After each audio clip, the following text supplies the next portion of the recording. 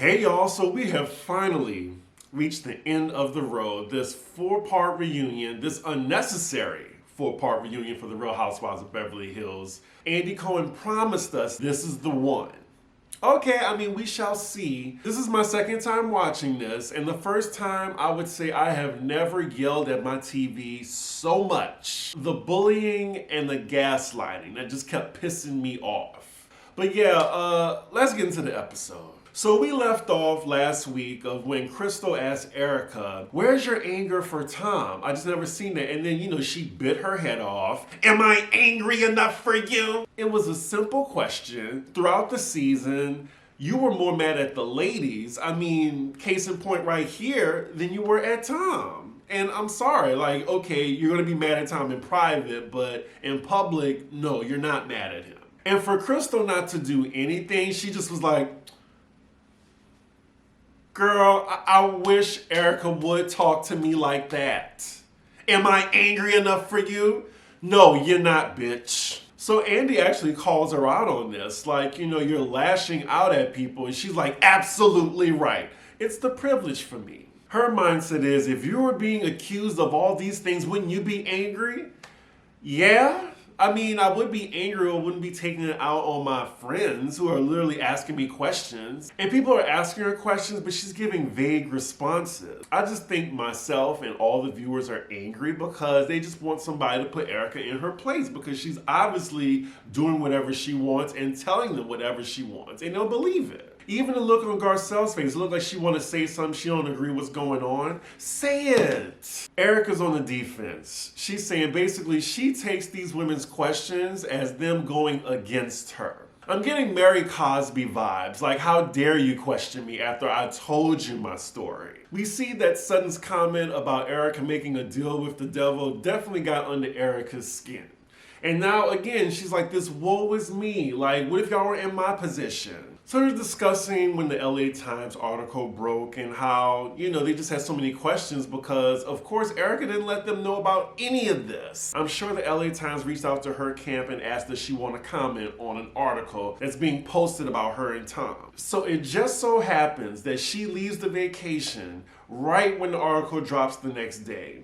Okay. So now we're on the topic of when Sutton had the gathering to talk about the LA Times article. Erica was like, she should have been there. We already know, of course, that Lisa gave her a heads up. Dorit brings up a good point that, well, you left. And then the second part is, well, you see how you just reacted to Garcelle and bit her head off. I mean, I agree with Garcelle. It would have been counterproductive to have her there because all she would have done was deflect and lie. Erica says the first time she realized there was money troubles was in 2020 when she was on Broadway, I'm guessing before the pandemic, when her credit card declined. Andy asked the other ladies, have they heard of anything about Tom having money troubles? And, at least Kyle told the truth before anybody else could put words in her mouth, saying, I've heard, but I didn't say anything. And then she throws Andy under the bus, and he's like, Right, exactly. We heard from a mutual person. Girl, just say y'all heard from Bethany. Come on. Bethany was your Judy for a long time. It's so funny how he didn't want to say Bethany's name. Really? And of course Bethany is a narcissist and she wants everyone to know that she knows it all. So of course she threw Andy and Kyle under the bus. So then Erica asked the both of them, how come you didn't tell me? And then they say, oh, we just registered as gossip. Bullshit. So then Andy asks her, well, how are you supporting yourself now? And then she says, well, you just told me how much I make. I mean, girl, you just told him that all the money goes to Tom. So now it does go to you.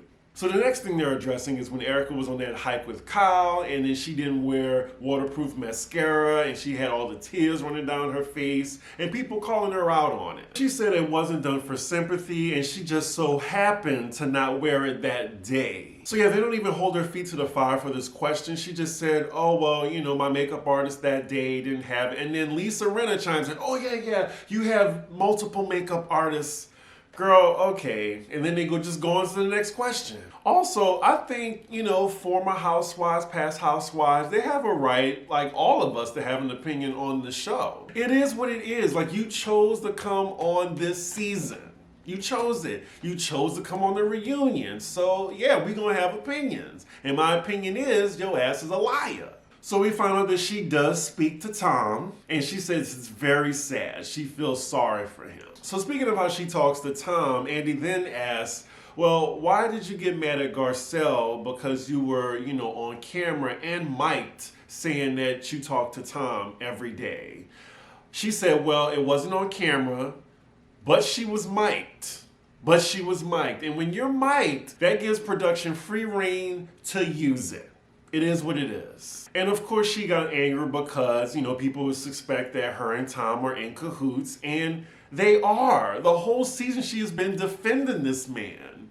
Like saying that he's like out of it when he's been frauding people for over 10 years. She said Tom has called her 5 times since she's been at this reunion. Yeah, I think they do talk every day. I do. Like, they're working together. I think she's been coordinating with him and his lawyers to make sure that she leaves this whole issue unscathed. That's what I think. She's worried about herself. She's not worried if the victims are paid. She's worried about how she comes out of this. So now that Andy knows that she talks to Tom, he asks her, well, have you expressed your anger to him? And she's like, yeah, I asked him, how can you put me in this position? Okay. And then Andy asks her, did you ask him, did he do it? And then she gets tongue-tied. She's like, I asked him why I... Gets a little moment to cry. She said that she asked him, how could you leave me with millions of dollars of lawsuits pointed at me? It always goes back to her. The first question should have been, how could you do this to people? To widows, orphans, and burn victims? How can you do this to people? Not, why would you put me in this position? That should be maybe like the 3rd or 4th question. Like, did she realize that the money she was spending, like all the stuff that we loved about her, like the glam and glitz, that wasn't her money? The tears are rolling now. Then Andy asks, did you ask him, did he steal from people? And again, she deflects and says, Andy, he doesn't know anything. So now they're really gonna raise I get this from Alexander Rogers, they're really gonna raise the coup defense, where now he doesn't know what he's doing. So that should absolve him from everything now? No, it don't work like that. They need to take both of them to the cleaners. I'm sorry. She spent money that I don't care if she didn't know where the money came from. She still spent the money on her lifestyle that she flaunted on this show. She says it doesn't even matter what he says because he's incompetent. So that's a great deflector to all the questions to if he did it or not. She is really getting the pity edit right now. Like, it is silence right now, and she's telling Andy, go ahead, what's your next question?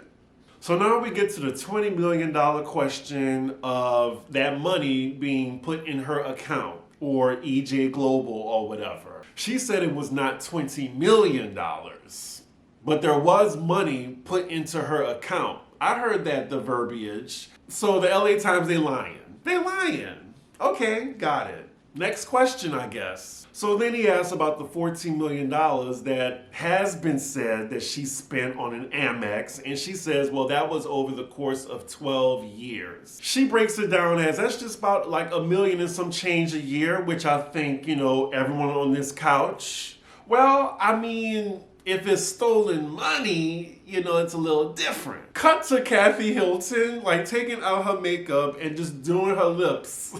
As Andy is just asking her these serious financial questions.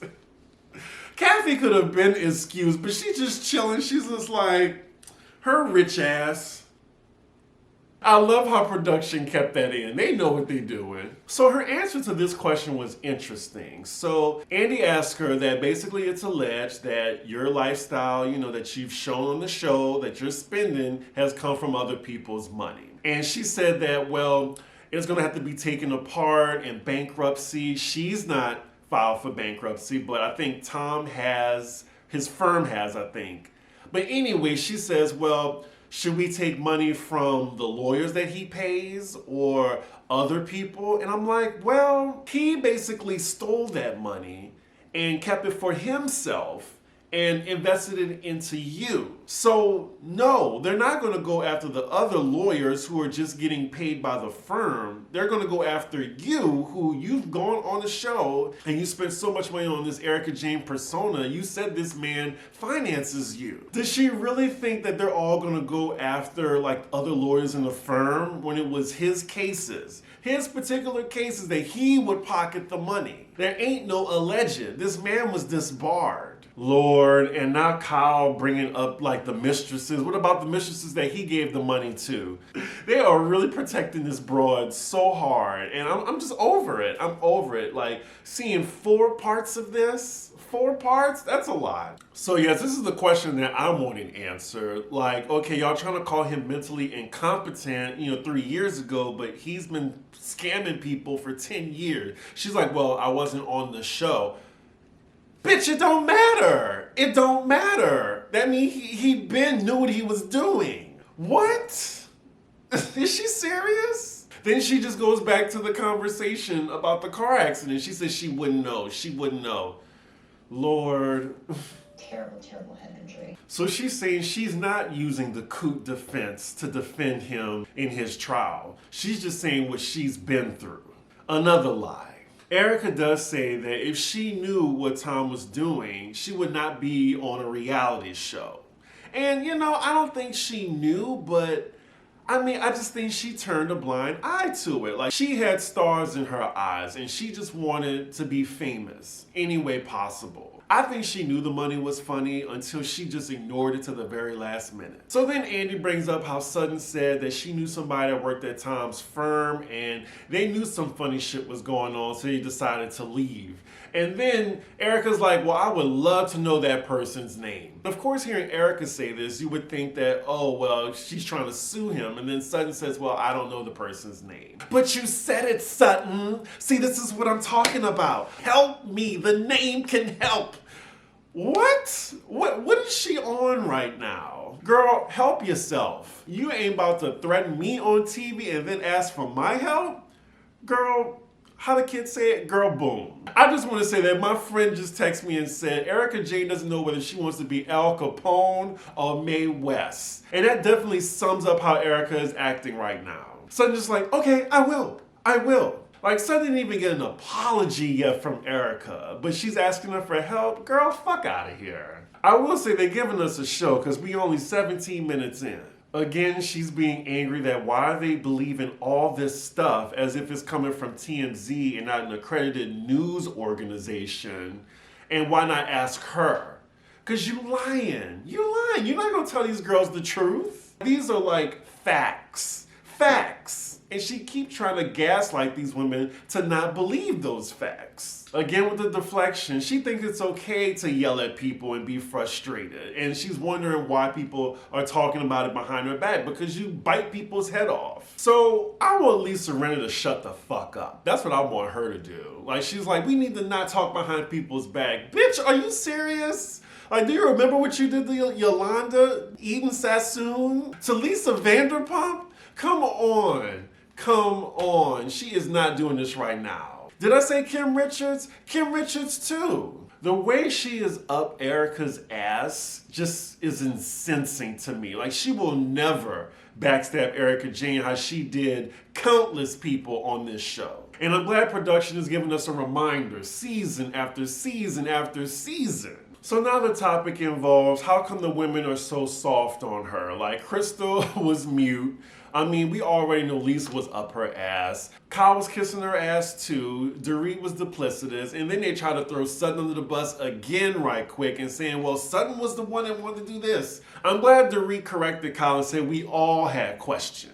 Erica then says the difference between her not being mad at Kyle is Kyle never accused her of lying. But when your stories contradict each other, of course I'm going to think, well, you're not telling me the whole truth or the truth at all. And she keeps saying, you know me, you could just pick up the phone and call me. Well, I know you're going to be a liar too, so what's the point? Garcelle then asked Sutton, has Erica apologized to you? She said no.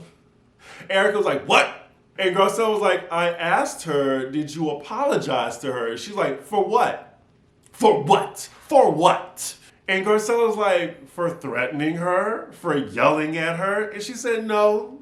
And again, you want this woman's help? Garcelle's like, and you're not going to. She says, not tonight. That's all I probably would have needed to hear. That's the real Erica right there. But she wants all this sympathy. So now Erica is explaining what exactly she meant when she told Sutton, I'm coming for you. She says that when you're on a reality show for, so many years, at one point it's gonna be your turn when you're in the hot seat. And when it's your turn, I'm not gonna give you the same grace that you didn't give me. I think that is a load of shit. She did not mean it like that. She meant that, I'm coming for you. I'm gonna sue you once this is over. Like, she threatened to sue her. And Andy even calls her out on it. That's not how it came off at all. And then Erica says it doesn't matter how it came off. Okay, then, well, it don't matter to me what you say, because whatever you say is a lie. I mean, at least Garcelle is now sticking up for Sutton. I'm really glad. Not Erica Jane trying to explain slang to Garcelle. Are you fucking kidding me? I'm coming for you in slang. Bitch, get out of here. Get the fuck out of here with that shit. Is she serious? She's trying to explain to Garcelle what coming for you means. I didn't see it all. At this point, we are 28 minutes in. I'm done. I'm done. So now they're trying to call her out on how vicious she came off. She's just like, oh, please. If it was Atlanta or Potomac, it would have been just a conversation. Garcelle's like, well, what does that mean? And she conveniently didn't answer that question. But she's like, oh, if it was New York, it would have been just a conversation. Everyone in Beverly is just so precious. Girl, let me tell you one thing. If you would have went off on somebody like that in Atlanta, it would have been over for you. Even in Potomac, it would have been over for you. So yeah, you lucky you have the cast that you have. If anybody on Atlanta Potomac was talking like Erica Jane, it would have been an issue. Maybe even hands thrown. Ooh, and look at the Queens of Bravo account getting some shine on Beverly Hills, calling out Erica Jane being a bully and no one calling her out. And it turns out that Garcelle retweeted that, so now they're bringing this up. I'm glad Garcelle is speaking up. And she said, absolutely. I wish somebody would have called out Erica on being a bully. And she regrets not doing it. And I agree with Garcelle. Like, I really think she should have said something, like, at least stick up for your friend Sutton, because these other chicks at the table are just, Erica's sheep. Garcelle says she would have said, enough. Enough. Like Taylor from season 1, enough. Enough. We find out that Sutton actually hired security for the week. And Erica just laughs at that. And Sutton was like, I don't know what she was gonna do. Like, that scene was so intense. She was right next to her, look her dead in the eye. You ever call me a liar again? I'm coming for you. You don't know what ties Erica still has. Sutton tells her, well, you threatened to come after me and my family. And then you have the most smug look on Erica's face saying, well, you came after me and my family. I guess this is the damsels in distress here. So Sutton and Erica are exchanging words, and Sutton was like, that's just not a way to talk to people. Like, you can be an adult about it. And she was like, I was an adult. And she's like, well, in that particular instance, you weren't acting like it. And then Erica tells her, well, you were acting like a bitchy fucking see you next Tuesday. At that point, I would have charged at her, but it looks like Sutton didn't say anything to that. And then you have Kyle's expression. And again, just a few minutes earlier, Erica was asking Sutton for help, but you're gonna insinuate that she was a bitchy see you next Tuesday. Okay. They are giving this chick too much grace, and it's so annoying. She wanted Sutton to understand the position that she was in, and she felt like Sutton was just worried about herself. Sutton then responds, well, no, but I also didn't see you worried about the victims at all. More than one person on the cast, as well as the audience, can tell that Erica didn't give a shit about the victims. Like, why does she keep acting surprised when people tell her that? Oh, okay, Sutton, I'm glad to see she's sticking up for herself. Like, she says, well, maybe if you would have just talked to me and you probably convinced me that you weren't a liar. And then Erica's like, I'm not a liar. They are going back and forth. And Erica's like, well, you don't know me well enough to call me a liar. Well, there's the facts. That's one thing. I think she brings that up. There's the facts that contradict what you say. making you a liar. And then Erica asks like, what facts? As if the LA Times is like the National Enquirer or something. Sutton also calls Erica out for pretending to be her friend in Del Mar. Oop, call her out. Nope, I thought you were sincere. You know what that's called? Lying. Oh, get her, Sutton. Even Andy, he's like, and what she has to say to that, she says, oh no, that's just playing your ass. Girl, shut the fuck up. You're a liar. Garcelle is over it. I see her facial expression. I'll be over it too, girl. I'm just like, what is this? They're all kissing her ass right now. This is when Andy asks her, oh, why is being called a liar so triggering for you? And then all the ladies start to chime in. Well, yeah, it's terrible to be called a liar. And now we are on the car accident. So Sutton then calls her out about that and says, well, you were lying about the car accident. You said he only had a broken ankle. Erica's like, well, which he did. And she's like, just because you didn't say he had the brain thing, I mean, it's still lying. So now Erica's saying she left out details to protect Tom, which is lying. So you were lying to protect someone. It's a lie. It's a lie. The lies. The lies. Yes, please call out Lisa Rinna on her bullshit. Like when she said, oh, she's going through so much, something serious, we shouldn't be questioning her. After Andy brings up Yolanda and the Munchausen shit, Kim and her addiction, and then Denise's marriage. Exactly. And then Lisa gives the most pitiful excuse. She just said a whole lot of nothing. And she really went down the line. It's like, I'm not proud of this. I'm not proud of this. You know what? I'd rather you just say you are a hypocrite and you are kissing Erica's ass. That's what I want her to say. Save me all this other blah, blah, blah. So Andy then brings up the Lisa Vanderpump controversy when they were questioning her to no end about a fucking dog. And they're just wondering how come they couldn't do the same with Erica. And then I'm guessing Erica's deflection was, LVP didn't come to the reunion. I'm answering the questions. I'm answering the questions. She didn't even do that. More deflection, and Andy's just like, okay, next question. Like, it's infuriating, y'all. Like, again, I was yelling at my TV the entire time. Like, she could give a bullshit answer and it'd just be like, we're moving on. What? Yeah, you showed up today, but you lying. You're not telling the truth.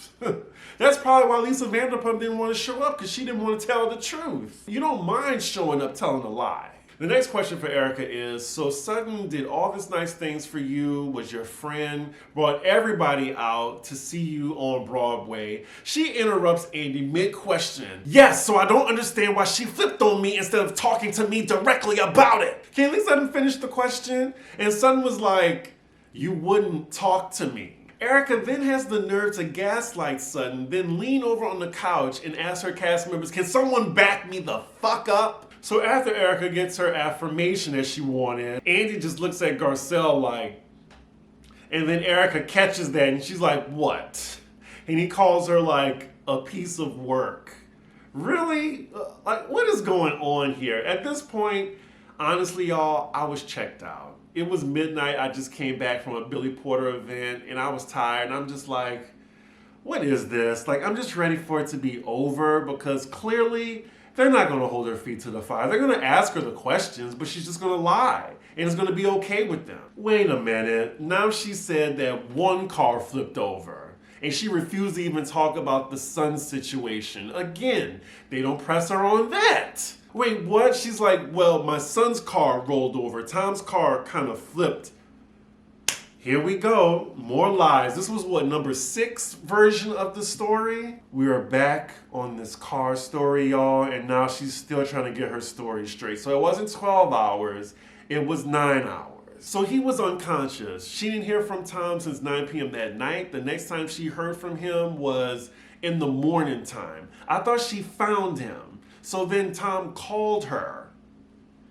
Oh, Lord. Doree kind of interrupts her and says, well, did he tell you he got in a car accident? And she was like, no, can I finish my story? And she just shuts up. Thank you, Garcelle, for pointing it out. This is why we did not question you. She just snapped at Dorit, somebody that was on her side, like her sheep. Lord, Kathy, shut your proper ass up. I love you, girl, but no, now she's trying to defend Erica's train of thought. She's trying to get her lies straight. That's why she got mad at Dorit for interrupting her. Andy then asked her, why was it snowing when your son got in his accident? And she just blatantly tells him, we're not going to get into that. And that's it. She doesn't even address that story. And now the narcissist is speaking in third person. I'm just done. I am done with this reunion. Can it please be over? We still have 10 minutes left. So now Andy is giving Erica a fucking gold star for answering every question. With a lie. And after all this, Andy opens the floor to the other ladies saying, has Erica answered every question that you were wondering? And I think in unison, everybody is fine with the bullshit that she gave them. I'm disappointed in everybody on this cast. Even Garcelle, even Sutton. Andy then specifically asked Garcelle and Sutton, do they have any more questions? I think Sutton gave a little bit of shade, saying that she's glad that the answers are more clear this time. And then Andy gives the floor to Crystal, who's been quiet this entire reunion. And she was like, no, I'm done. And then Erica apologizes to her for biting her head off. And of course, Crystal accepts it because she wants to be in Erica's good graces. It looks like now they're just trying to wrap all this shit up in a bow and just tell Erica, you know what? You answered all the questions, so we have no more questions about you going forward. We believe you. And it just don't sit right with me, y'all. Like, I still feel like there's a lot of things that she left out. She didn't even address her son's car accident that she clearly lied about. Everyone's just like, okay, that's enough for us, when they like put Denise's feet to the fire. This shit is far from over. I can't wait till the day where she has to pay up or get assigned jail time due to perjury. So before they move on, Kathy Hilton says she wants to apologize to Garcelle for missing her dinner and not letting her know about it. I'm guessing it was like, breaking the fourth wall, and there was some type of obstacles due to COVID that she couldn't go to Garcelle's dinner. Because, the optics, look like, oh, okay, fuck this black woman's dinner. I'm not going to go to that. I don't even need to tell her that I'm not going. So, Kathy Hilton's very aware. And of course, Garcelle accepts her apology. So now Andy is asking all the women individual questions to wrap up the reunion. None of the questions interest me, so I don't think it's worth mentioning. Oh, so this was cute. So at the end, to wrap everything out, they're going to do a toast, and then they have Kathy Hilton's butler, Patrick, the one who was in the back saying the ladies were going crazy, but just was trying to serve Erica and Sutton the lamb chops, but they were too busy going at it with each other. They brought him on to bring the ladies drinks. So then they toast. I wonder if that's real alcohol. It probably is. Okay, so they end with that cheers, and that is the end of this 4-fucking-part reunion. My thoughts on the season, the season was A1. I give the season an A. All for what I said about Erica. She did carry this season on her back, whether it be with the lies and the gaslighting. I really enjoyed this season. Thank y'all for watching my reviews. Definitely up from last year's season. So I think I would give the reunion, I would give it a B- because I think it was one part too many. I think that she was still offered a lot of grace. Part 1 was great though, but part 3 was just a little unnecessary because I was just like, okay, can we get this over with? And even with part 4, I just felt like they really weren't holding her to task and just taking any answer she would give. I hear they're already filming now for obvious reasons. All of them are coming back, unfortunately. Y'all heard, about Dorit. That diamond is secured. Renna, I wish she wouldn't come back, but it looks like she's going to come back too. So here's to next season, hoping the ladies grow some stronger backbones, and hopefully we can add Camille Grammer just to stir up shit. Let's see, what franchise is next? Ooh, yeah, Housewives Ultimate Girls Trip. So y'all, unfortunately, I will be doing it, but it's going to be a Patreon exclusive. I will be doing it strictly on the Patreon just to get people on it. I'm sorry. I might put it on YouTube after it's all done. But for right now, when I start, it's going to be on patreon.com/cdiggy1. Hope to see y'all there. Again, thank y'all for watching this season with me. And with that, make sure y'all like, comment, and subscribe. And I will see y'all for the next franchise. Bye.